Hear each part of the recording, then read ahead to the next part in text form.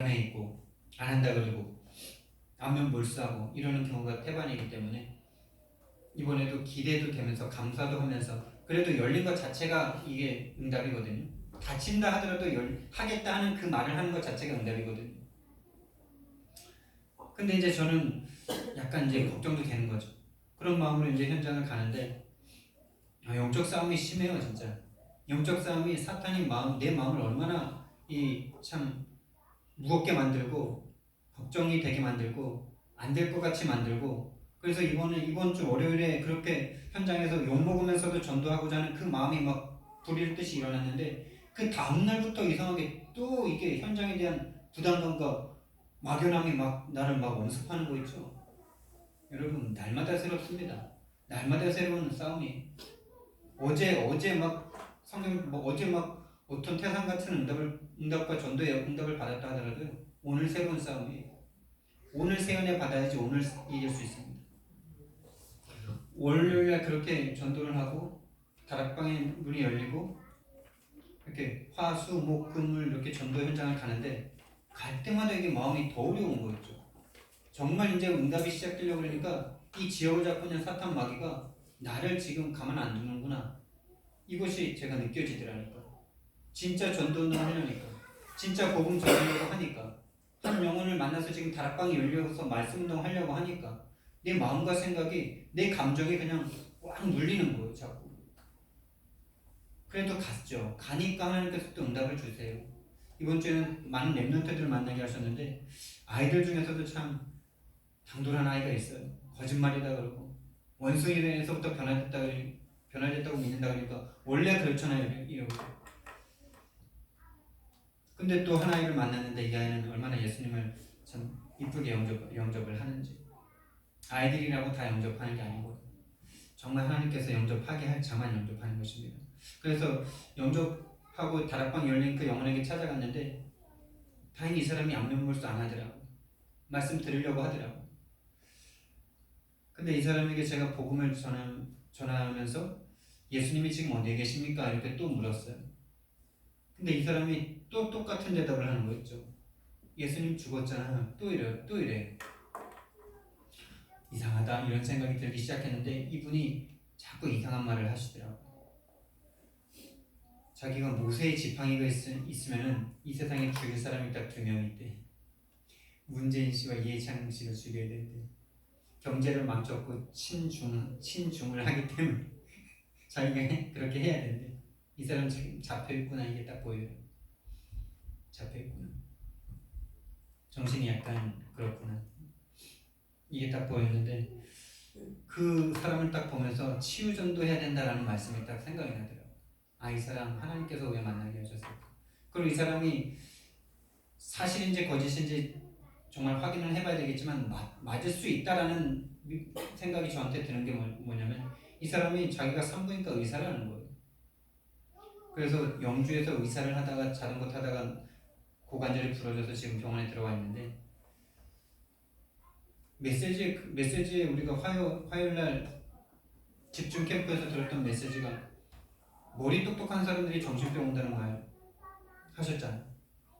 그런 사람을 지금 만나게 하신 거 아닌가 이런 생각이 딱 들면서 아, 이 사람이 정말 복음 듣고 치유될 수 있다면 하나님의 엄청난 문이 되겠구나 이런 생각이 들면서 아, 정말 기도하고 이 사람에게 정말 이 성경적인 복음만 전해야 되겠다 이 생각이 들더라고요.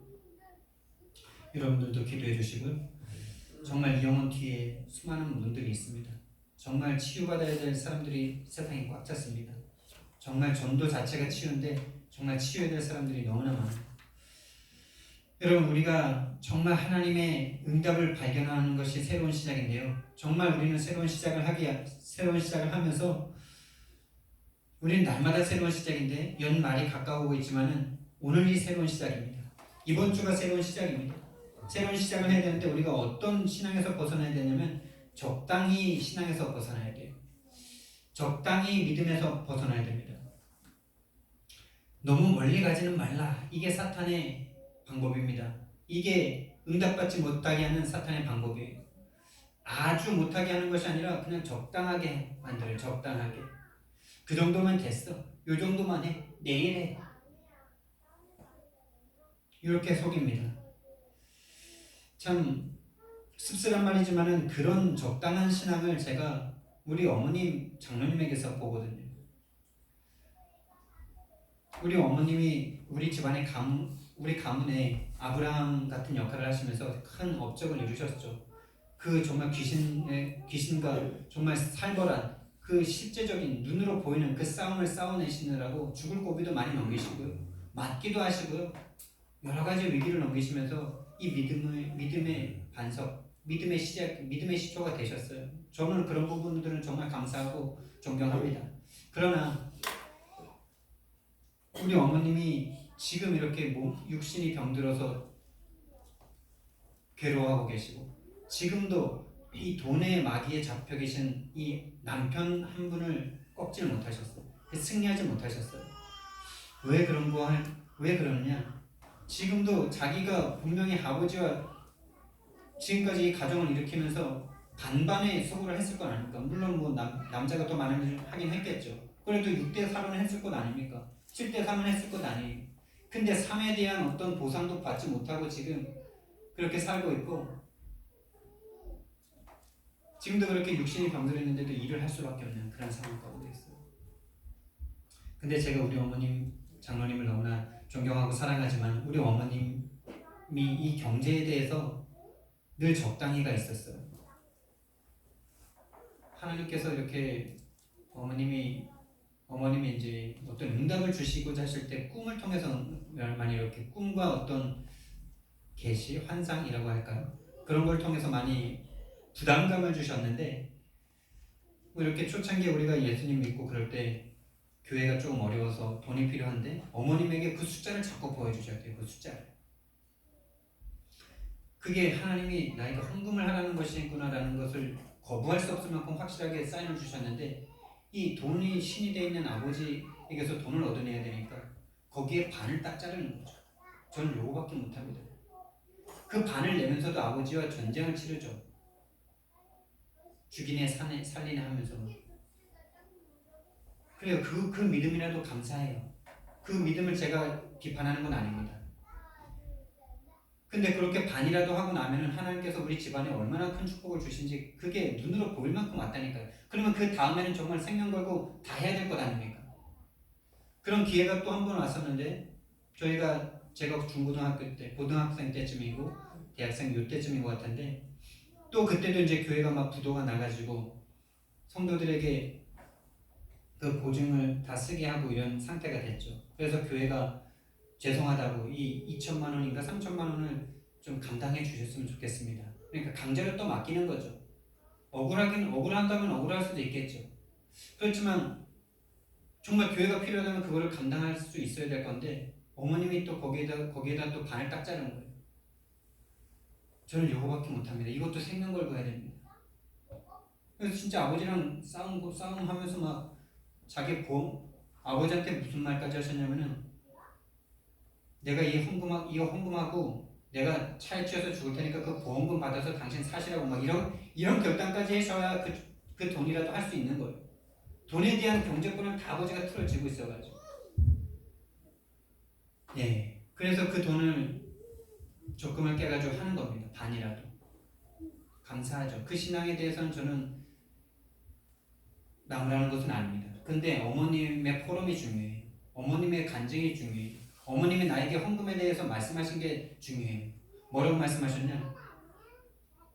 하나님 앞에 헌금하는데 다 드리지 말고 네 거 쓸 거 남겨두고 해 이러더라고요.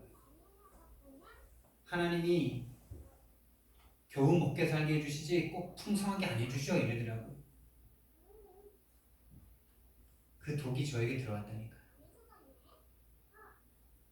제가 그게 어머님이 지금까지 경제에 눌릴 수밖에 없는 이 돈이라는 것에 돈이 신이 되어 있는 아버지에게 지금껏 눌려서 그 허리가 2번 수술을 하고도 그렇게 진짜 한 번도 그게 수술을 하면 진짜 더 이상 일어날 수 없을 만큼 뭐 휠체어를 타든가 뭐를 꼭 지팡이를 꼭 잡고 다녀야 되는 그런 상황인데도 지금도 일을 할 수밖에 없는 그 신앙이 아닐까.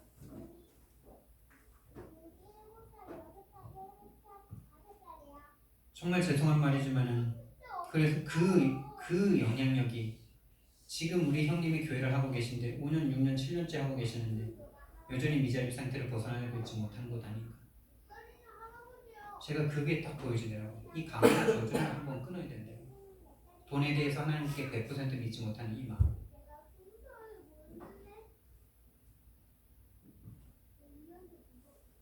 저와 여러분을 먹여 살리시고 우리를 살게 하시는 분은 하나님이신 줄 믿습니다.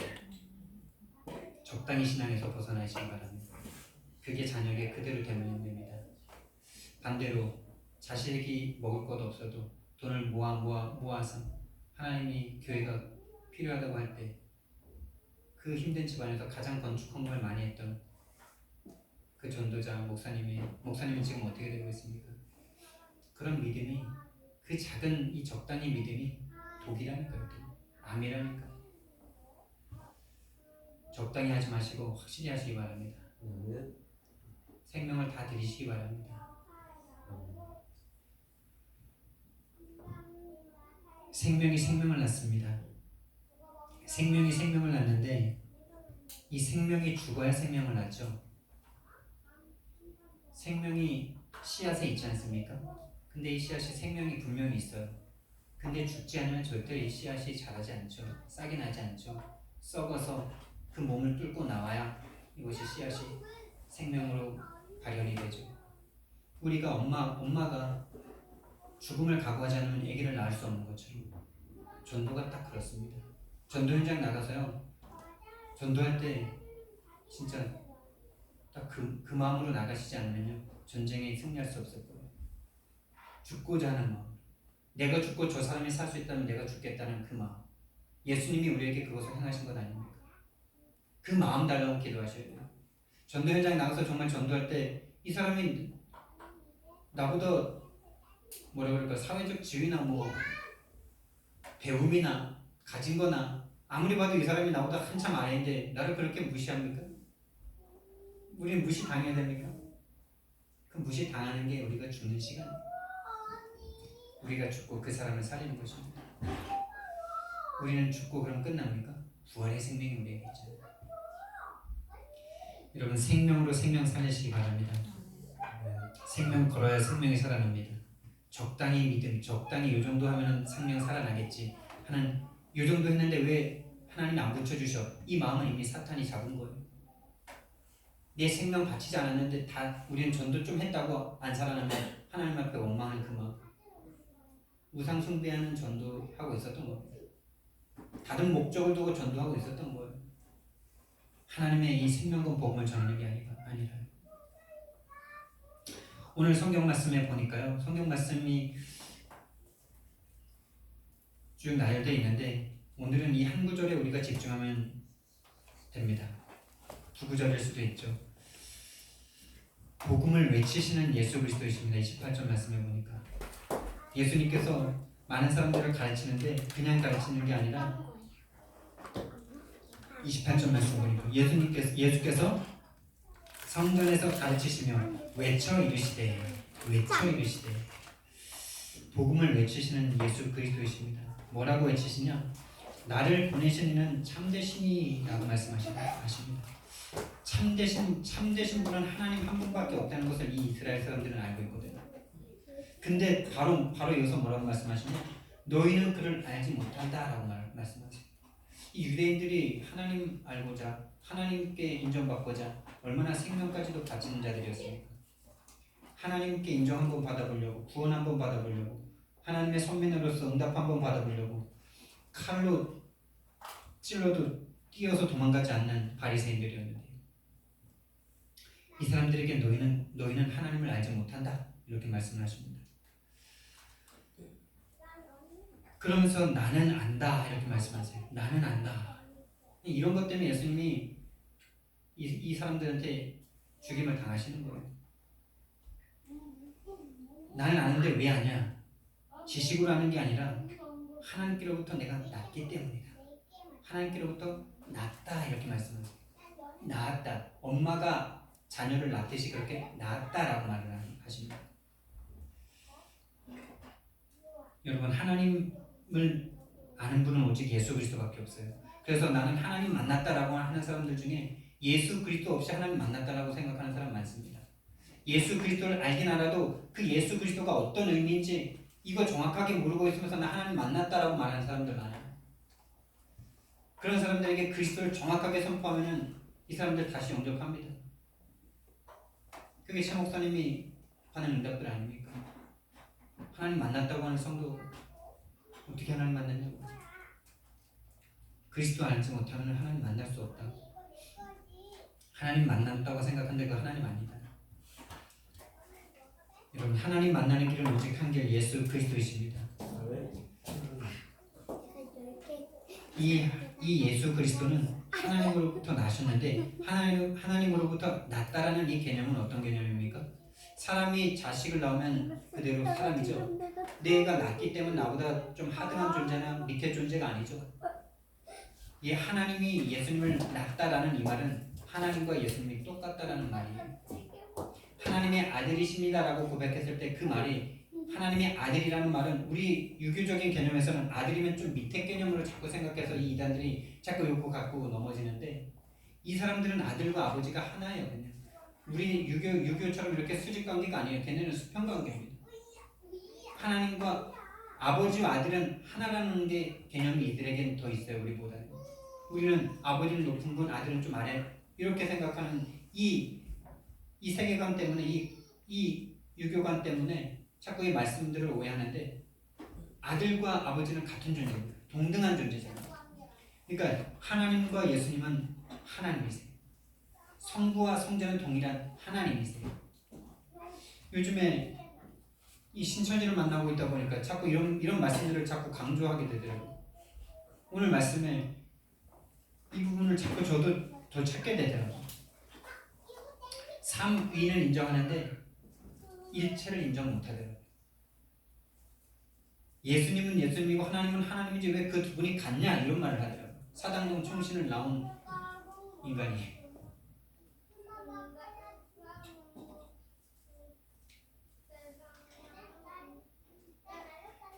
여러분, 빌립보서 2장 6절 말씀에 그는 근본 하나님의 본체시다 라고 말씀하셨어요.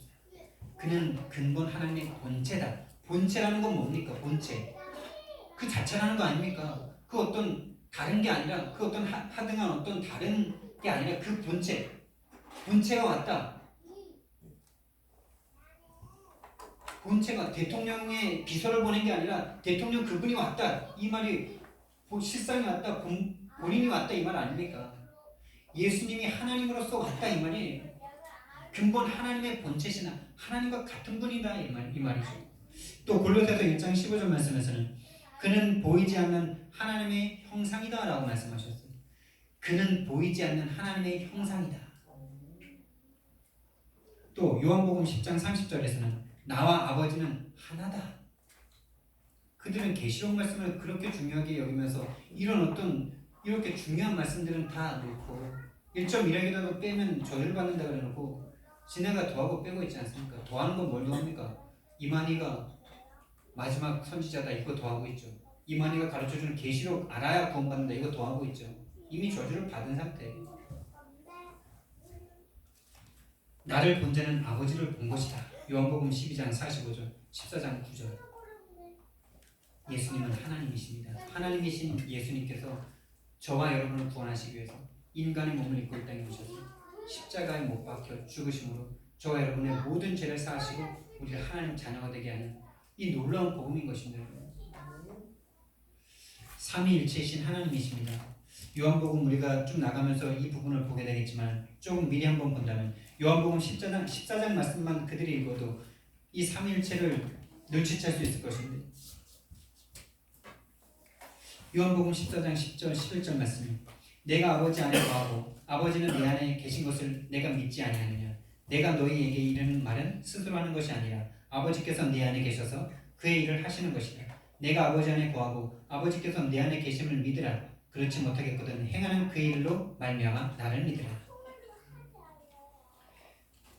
하나님 안에 예수님이 있고 예수님 안에 하나님이 있다. 지금 예수님이 말씀하고 계시지 않습니까? 16절부터 20절 말씀에서는 내가 아버지께 구하겠으니 그가 또 다른 보혜사를 너희에게 주사 영원토록 너희와 함께 있게 하리니 그는 진리의 영이라. 세상은 능히 그를 받지 못하나니 이는 그를 보지도 못하고 알지도 못함이라. 그러나 너희는 그를 아나니 그는 너희와 함께 거하시며 또 너희 속에 계시겠습니다. 내가 너희를 고아와 같이 버려두지 아니하고 너희에게 오리라. 보혜사 성령님을 보내달라고 하나님께 부탁을 하신다 그랬는데 18절 말씀에서는 뭐라 그래요? 내가 너희를 고아와 같이 버려두지 아니하고 너희에게로 오리라. 성령이 곧 누구라는 말입니까? 예수님이라는 말이죠. 예수님의 영, 하나님의 영이 바로 성령이에요.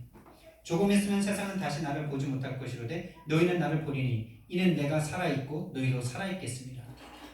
예. 올라가시는데 다시 볼 것이다 라는 말씀하는 거죠. 인간의 이성으로는 절대 이해할 수가 없죠. 승천하셔서 하늘 보좌 우편에 계시는데 성령으로 지금 우리가 함께 하시는 거예요. 이게 삼위일체 하면 이게 이해될 수 있습니까? 고린도전서 2장 10절 11절 말씀에서는 성령은 하나님의 영이다 이렇게 말씀하셨습니다. 그러니까 삼위 하나님이 성부, 성자, 성령님이 계신데 이분이 한 분이신데 세 분이에요. 이해 안 되죠? 믿으시기 바랍니다. 이해 안 되는데 믿어지죠? 안 믿어지신다면 구원을 의심해 보시기 바랍니다. 구원을 의심해 보셔야 돼요. 믿어져요 그냥요. 천지창조가 그냥 믿어지는 것처럼 삼위일체가 과학적으로 이 세상의 어떤 것으로도 하나님을 증명할 수 없습니다, 여러분. 삼위일체를 100% 설명할 수 있다는 그 사람은 아마 정신이 돌 것이다라고 말했어요. 신학자들이. 그리고 믿지 않으면 이단이 될 것이다 이렇게 말을 했습니다. 하나님을 우리가 인간의 말로 증명해낼 수 있다. 인간의 논리로 증명해낼 수 있다. 이미 하나님이 아니시겠죠. 하나님의 논리 안에 인간의 논리 안에 갇히는 그게 신이겠습니까? 인간이 만들어낸 피조물이지. 한 분인데 세 분이고 세 분인데 한 분이신 하나님, 영이시기 때문에 가능한 것이죠. 육신을 가진 어떤 것으로 다 가능하지 않은 것입니다. 그 하나님이신 예수님께서 우리에게 하신 일이 무엇인가? 우리가 다시 한번 이것은 설교가 필요 없고 말씀만 읽는데도 너무나 은혜가 되는 말씀들이라. 하나님께서 우리에게 하신 일이 무엇이냐? 빌립보서 2장 6절에서 8절 말씀해 보니까 그는 근본 하나님의 본체시나 하나님과 동등됨을 취할 것으로 여기지 아니하시고 오히려 자기를 비워 종의 형체를 가지사 사람들과 같이 되셨고 사람의 모양으로 나타나사 자기를 낮추시고 죽기까지 복종하셨으니 곧 십자가에 죽으십니다. 하나님이신 예수님께서 그 하늘 영광 버리시고 하나님의 그 본체이시나 그것을 버리고 종의 형체를 가지사 저와 여러분을 위해서 십자가에서 죽어주셨습니다. 에베소서 2장 1절 5절에서는요. 그는 허물과 죄를 죽었던 너희를 살리셨도다.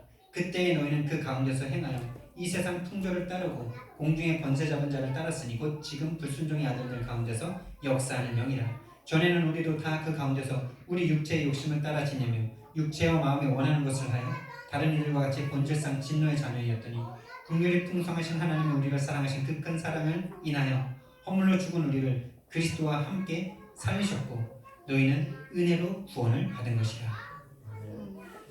죽었었어요 우리가. 죽어 있었어요. 죽을 뻔했던 게 아니라 죽었었다는 거. 죽어서 하나님을 볼 수도 없고 알 수도 없고 들어도 듣지 못하는 우리였는데 성령님으로 우리 안에 들어오셔서 우리를 살리셔서 듣게 하시고 믿게 하신 거예요. 이게 믿어보니까 깨달아지는 거거든요.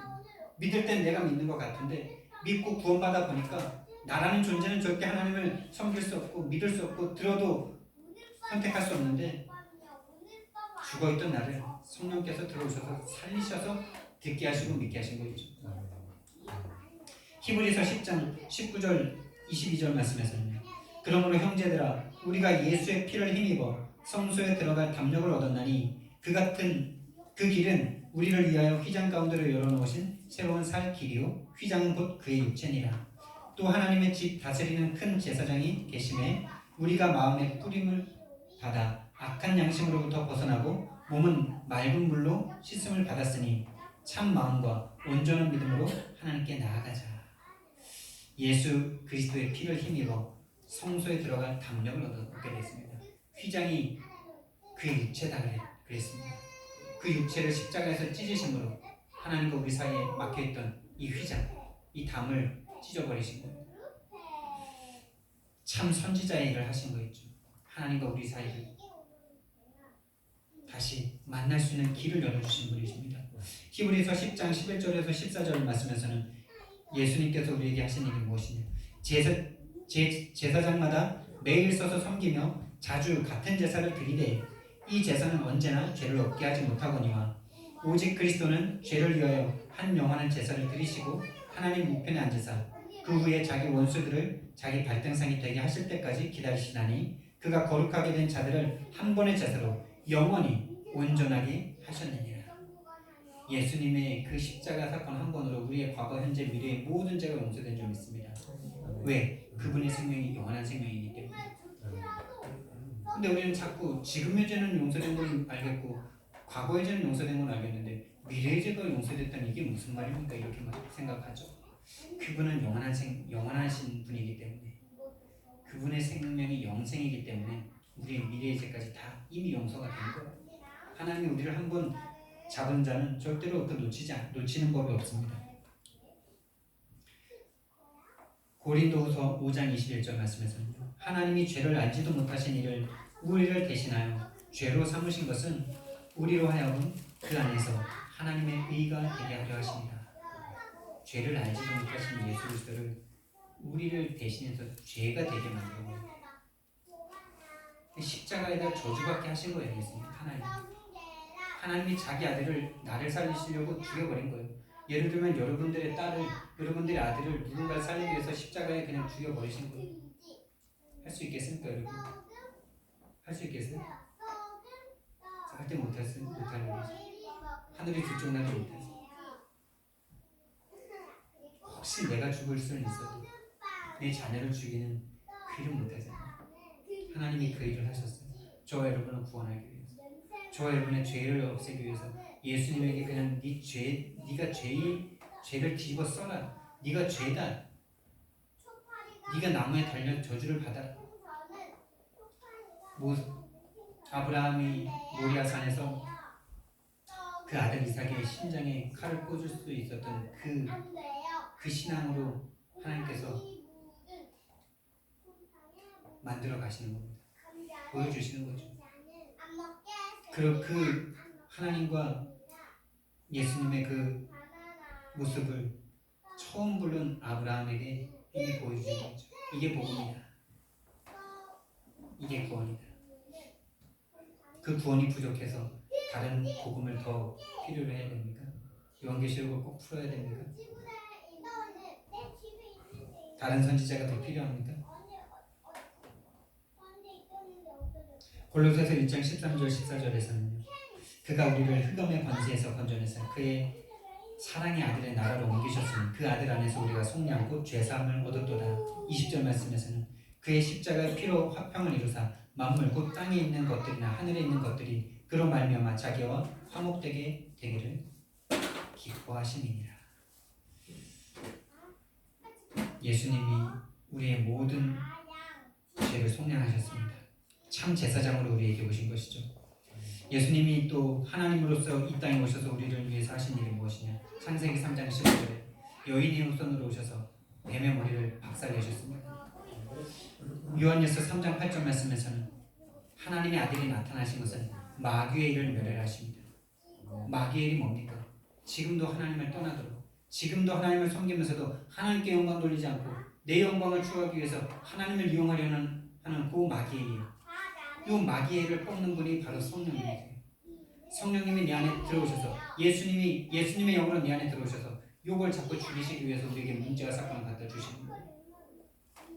그렇지 않은 것이 이미 저주기 때문에. 사도행전 10장 38절 말씀에서는 마귀에게 눌린 자들 다 고치셨다라고 말씀하셨어요. 하나님께서 나사렛 예수에게 성령을 기름 붓듯 하셨으니 그가 두루다니시며 착한 일을 행하시고 마귀에게 눌린 모든 자를 고치십니다.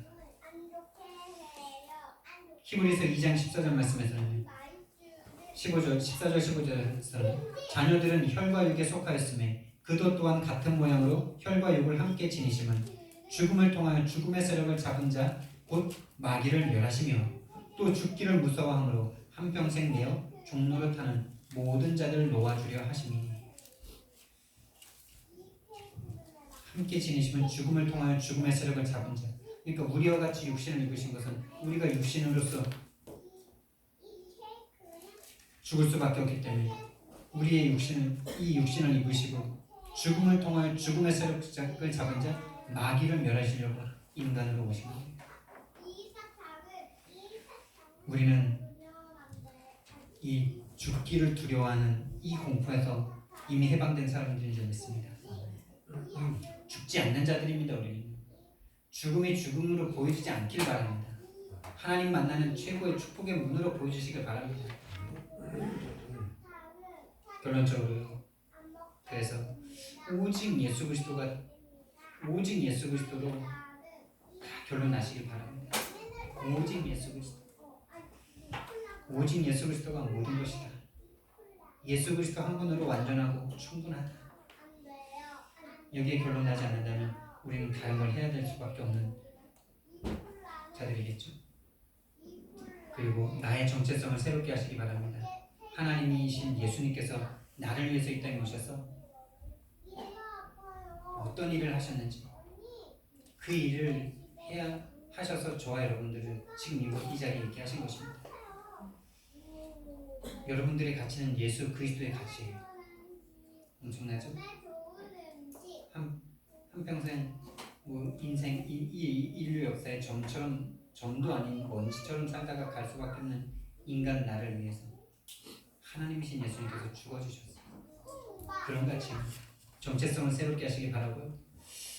이 은혜를 주신 하나님께 깊이 들어가는 정말 이 하나님을 즐거이 행복하게 누리는 깊은 기도를 하시기 바랍니다. 깊은 기도 메시지가 계속 나오는데요.